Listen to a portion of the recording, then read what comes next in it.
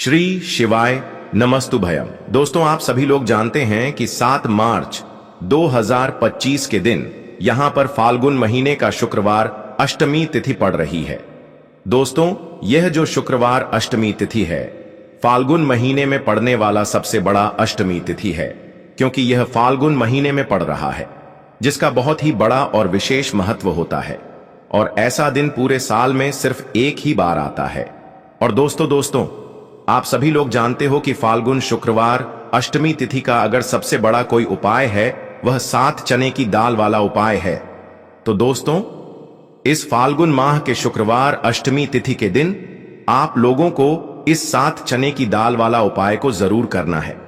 बहुत सारे लोग होंगे जिन लोगों ने इस उपाय को ना किया हो, मतलब पूरा साल निकल गया और उन्होंने किसी भी दिन इस 7 चने की दाल वाला उपाय को ना किया हो। पर दोस्तों, आपके पास एक आखिरी मौका बचा हुआ है, जो कि 7 मार्च 2025 फाल्गुन महीने का शुक्रवार अष्टमी तिथि के दिन। तो इस दिन आप लोगों को इस वाले उपाय को जरूर कर लेना है, भले ही आपने पूरे साल भर अभी तक इस उपाय को ना किया हो। पर अगर आपने इस फाल्गुन महीने के शुक्रवार अष्टमी तिथि के दिन अगर इस वाले उपाय को कर लिया, तो आपको इस उपाय को करने का वह फल मिलेगा जिसकी आपने कभी भी कल्पना भी नहीं करी होगी। इसीलिए आप लोग इस वाले उपाय को एक बार जरूर कर लेना, ताकि आप लोगों के हाथ से यह मौका ना जा सके और आपको इस उपाय को करने का फल मिल सके। दोस्तों, यह उपाय पंडित जी ने अपनी अभी की ही शिव महापुराण की कथा में बताया है, जिस उपाय को आज हम आपको बहुत अच्छे से समझाने वाले हैं। इस वीडियो को देखने के बाद इस उपाय को समझने के लिए आपको कोई और वीडियो को देखने की जरूरत नहीं पड़ेगी। तो चलिए दोस्तों, उपाय को शुरू करते हैं। देखिए, यह फाल्गुन महीने के शुक्रवार अष्टमी तिथि के दिन यह इतना खास होता है, इतना महत्वपूर्ण होता है। देखा है, कभी कभी बड़े बड़े पूजा पाठ अनुष्ठान से जो मनोकामना पूर्ण नहीं होते, वह फाल्गुन महीने अष्टमी तिथि के दिन एक छोटे से उपाय करने से ही आपकी मनोकामना पूर्ण हो जाती है। और बहुत सारे लोगों ने इस उपाय को किया भी है और उनको इस उपाय को करने का फल भी जरूर मिला। अगर आप लोग भी इस उपाय को करना चाहते हैं, तो आप इस उपाय को पहले अच्छे से समझ लेना, सुन लेना, उसके बाद करना। आपको इस उपाय का फल जरूर मिलेगा। और इस उपाय को कर लेने से आपके घर में चाहे किसी भी प्रकार की दुख और समस्या क्यों ना चल रही हो, आपको उसका कारण भी नहीं पता है कि भाई यह समस्या किस कारण से चल रही है, उसका कुछ भी कारण हो सकता है, जैसे पी दोष हो सकता है या किसी भी तरह का मंगल दोष भी हो सकता है। तो इस दिन आप लोगों को 7 चने की दाल वाला उपाय कर लेना है। यह एक ऐसा उपाय है जिस उपाय को अगर किसी विशेष दिन पर किया जाए, तो भाई उस विशेष दिन का जो है वह तो हमें मिलता ही मिलता है। पर हमने उस दिन पर इस उपाय को किया है तो हमें उससे भी बड़ा फल मिलता है, और फल बहुत जल्दी मिलता है, क्योंकि आप इस उपाय को बहुत ही बड़े और विशेष दिन पर कर रहे हो। तो चलिए अब उपाय के बारे में बात करते हैं।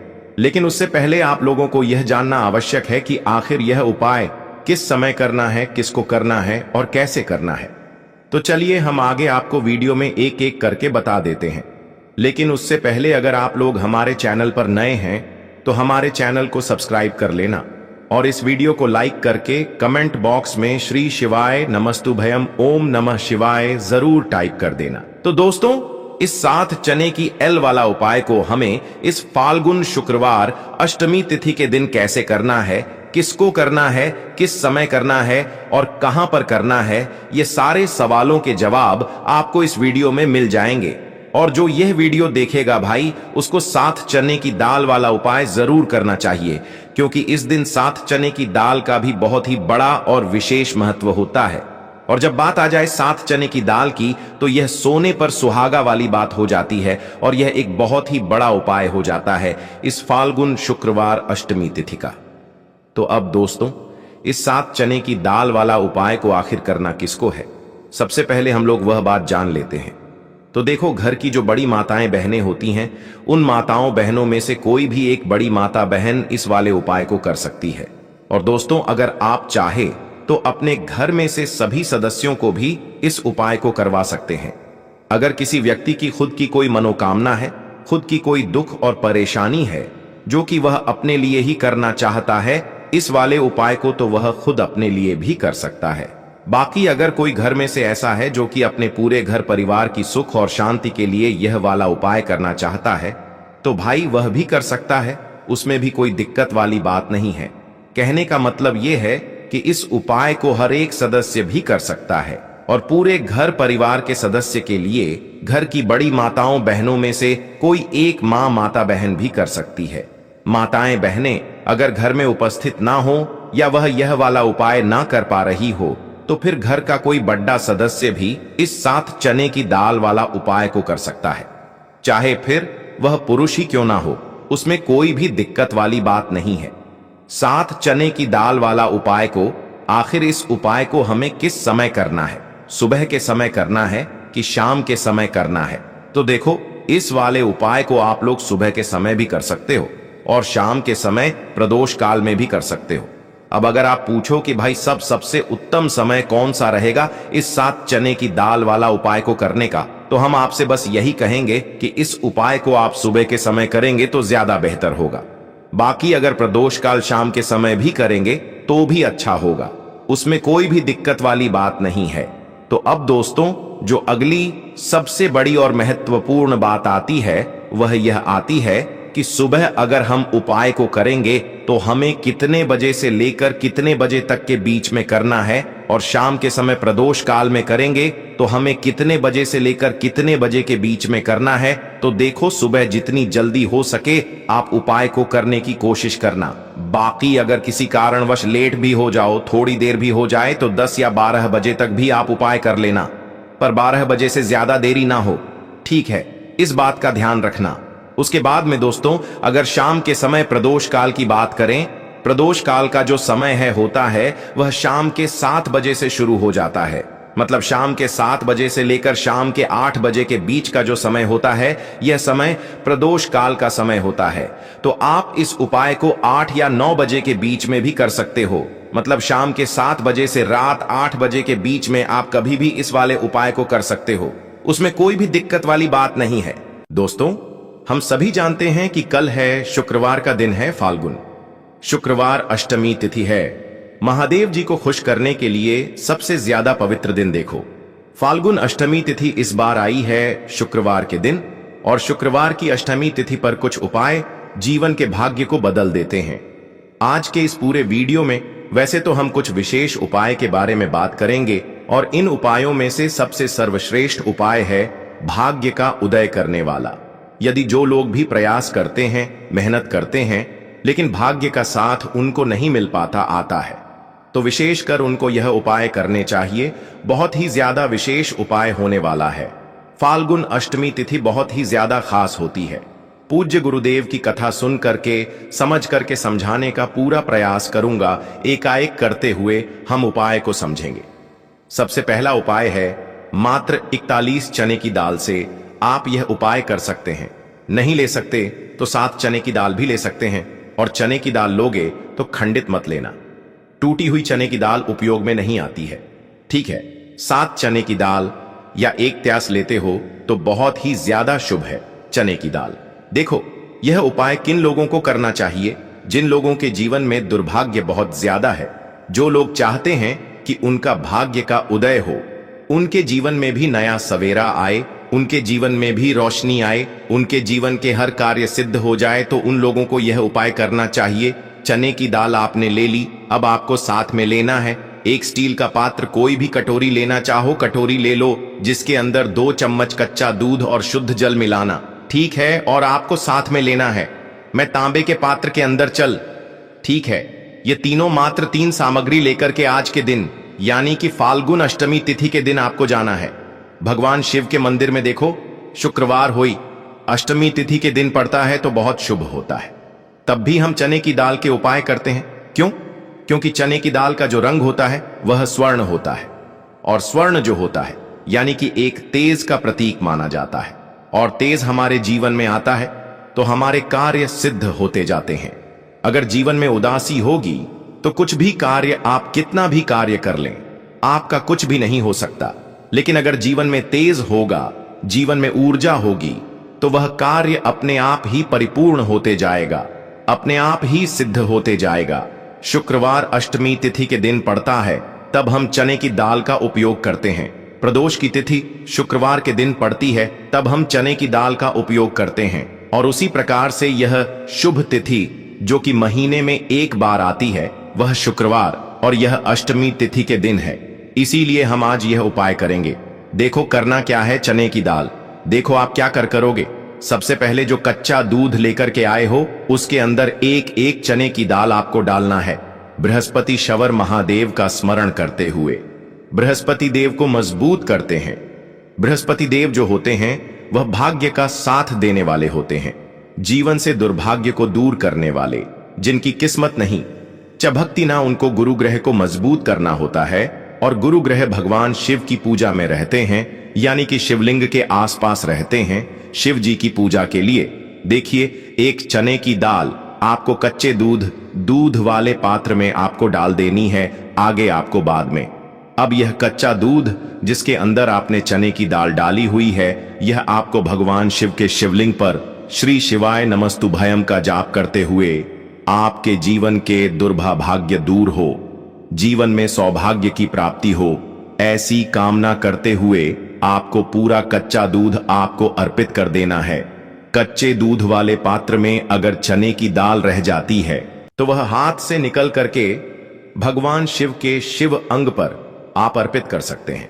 ठीक है, अर्पित कर लिया। अब आपको क्या करना है, जो भगवान शिव के शिवलिंग पर आपने चने की दाल अर्पित करी है, वह उस चने की दाल पर देखो, उस चने की दाल पर आपको आपका सीधा हाथ रखना है और आपकी जो भी विशेष कामना है, जो भी मनोकामना है भाग्य से जुड़ी हुई, लेकिन आपको प्रार्थना करनी है कि जीवन के दुर्भाग्य दूर हो और जीवन में जो भी आपकी इच्छा है वह आपको बोल देनी है।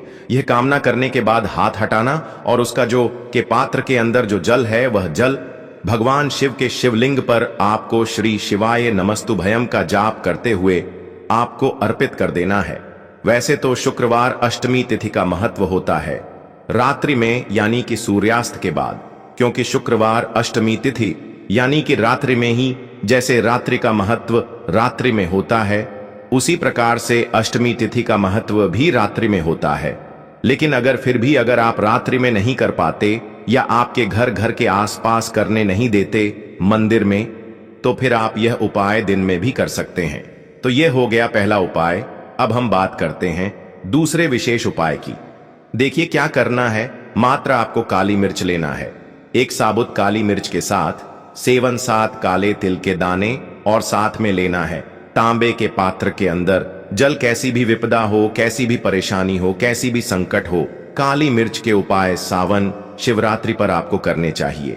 देखो वैसे तो आपको क्या करना है, यह तीनों सामग्री लेकर के भगवान शिव के मंदिर में जाना है। सीधा हाथ रखना, सीधे हाथ के ऊपर काली मिर्ची रखना और इसी सीधे हाथ पर आपको काले तिल रखना है। ठीक है, अब आपको क्या करना है, जीवन में आ रही परेशानी कष्ट बाधा को दूर करने के लिए, आपके जीवन की समस्त परेशानियों को दूर करने के लिए, आपके जीवन के समस्त संकटों को दूर करने के लिए आपको प्रार्थना करते हुए महादेव के ऊपर, शिव जी के ऊपर आपको सीधे हाथ से आपको काली मिर्ची और 7 काले तिल के दाने आपको महादेव के शिवलिंग पर अर्पित कर देना है। इस प्रकार से अर्पित करोगे तो जीवन की सारी बाधा कष्ट परेशानी संकट जो है वह सब दूर होते हैं। यह अर्पित कर दिया। उसके बाद जो तांबे के पात्र के अंदर जल है वह जल भगवान शिव के शिवलिंग पर श्री शिवाय नमस्तुभ्यम के कष्ट बाधा, जो भी कष्ट आ रहा हो, कोई काम आपका अटक रहा हो, कोई काम आपका रुका हुआ हो, तो वह काम परिपूर्ण हो जाए, ऐसी कामना करते हुए आपको यह जल अर्पित करना है। यह हो गया दूसरा उपाय। अब हम बात करते हैं तीसरे विशेष उपाय की। बहुत ही प्यारा सा, यह भी मनोकामना पूर्ति का विशेष उपाय है, माता सुंदरी वाला विशेष उपाय है। इस उपाय के लिए आपको क्या लेना है, गुड़ वाला जल, एक गुड़ का टुकड़ा लेना, उसके अंदर जल भर देना। ठीक है, यह गुड़ वाला जल हो जाएगा। थोड़ा सा ही लेना है, 2-4 बूंद ही लेना, ज्यादा नहीं लेना है। ठीक है, गुड़ वाला जल साथ में लेना है घी और साथ में लेना है एक बेलपत्र और उसके साथ में लेना है तांबे के पात्र के अंदर जल। यह चारों सामग्री आपको ले जाना है भगवान शिव के मंदिर में। सुबह से लेकर के रात्रि तक जब आपकी इच्छा हो तब आपकी उपाय कर सकते हैं। देखो कैसी भी मनोकामना हो, माता अशोक सुंदरी की कृपा से वह मनोकामना आपकी परिपूर्ण हो जाएगी जो बेलपत्र लेकर आए हो। बेलपत्र में 3 पत्ती होती है, तो ऊपर वाली जो पत्ती है उसमें आपको घी लगाना है।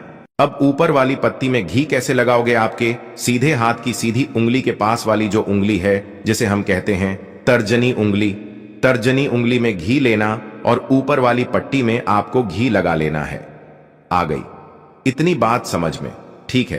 अब जो गुड़ वाला जल लेकर आए हो, गुड़ वाला जल भी ले सकते हो या लाल चंदन भी ले सकते हो, जो आपके पास अवेलेबल हो वह आप ले सकते हो। लेकिन लाल चंदन लेते हो तो सर्वोत्तम होता है, लाल चंदन लेना। आप आपकी चिट्ठी के पास वाली उंगली, जिसे तर्जनी उंगली कहते हैं, तर्जनी उंगली से ही आपको नीचे की दोनों पट्टियां पर चिकनी वाली साइड पर ही आपको लाल चंदन आपको लगा लेना है या गुड़ वाला जल आपको लगा लेना है। अब यह जो बेलपत्र है इसे उठाना और माता अशोक सुंदरी वाला जो स्थान है वहां पर इसे अर्पित करना। आपकी जो भी मनोकामना है वह बोल करके। अब यहां पर देखो, माता अशोक सुंदरी वाले स्थान पर बेलपत्र कैसे अर्पित करना है। डंडी का हिस्सा महादेव की तरफ होना चाहिए। इस उपाय में यही विशेषता है। देखो, डंडी का हिस्सा शिवजी तरफ होना चाहिए और पत्ती का हिस्सा जलाधारी की तरफ होना चाहिए। इस प्रकार से आपको बेलपत्र अर्पित करना है। और जो में तांबे के पात्र के अंदर जो जल लेकर क्या है, थोड़ा सा जल पत्नी पर, जो पति आपने बेलपत्र अर्पित करना माता वाले स्थान पर, उस पर थोड़ा सा जल अर्पित करना और बाकी शेष जल भगवान शिव के शिवलिंग पर अर्पित करना। जो भी विशेष मनोकामना होगी इस फाल्गुन महीने का शुक्रवार अष्टमी तिथि पर आपको महादेव से कह देना है। निश्चित तौर पर आपकी मनोकामना परिपूर्ण होगी। तो दोस्तों, यह थे पूज्य गुरु जी द्वारा बताए गए कुछ बहुत ही खास उपाय। अगर आपको जानकारी अच्छी लगी हो तो वीडियो लाइक करिएगा। मिलते हैं फिर एक नए वीडियो के साथ। श्री शिवाय नमस्तु भयम।